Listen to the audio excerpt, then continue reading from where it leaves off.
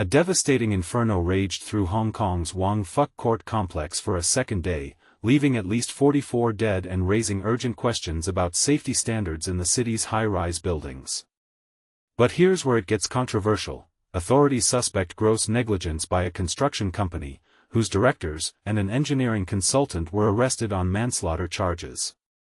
Could this tragedy have been prevented? Let's dive in.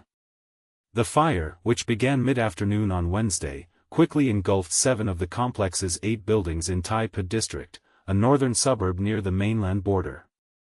By Thursday morning, firefighters were still battling thick smoke and intense flames, with 4 towers partially under control. Among the confirmed fatalities was a firefighter, and at least 62 people were injured, many with severe burns and smoke inhalation. And this is the part most people miss. Investigators believe substandard fire-resistant materials on the building's exteriors may have fueled the fire's rapid spread.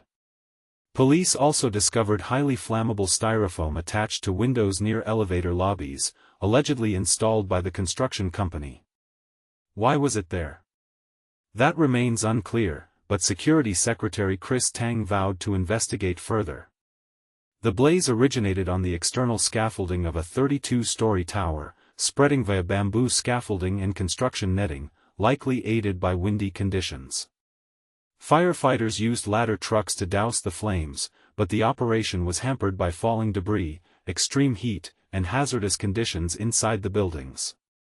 Derek Armstrong-Chan, Deputy Director of Fire Service Operations, described the challenges. It's difficult for us to enter the building and conduct rescue operations safely.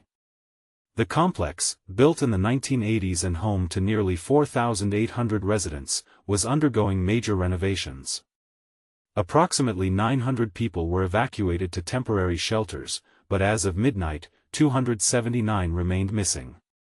Among them was the wife of Lawrence Lee, a resident who pleaded. She tried to escape, but the smoke and darkness forced her back into our apartment.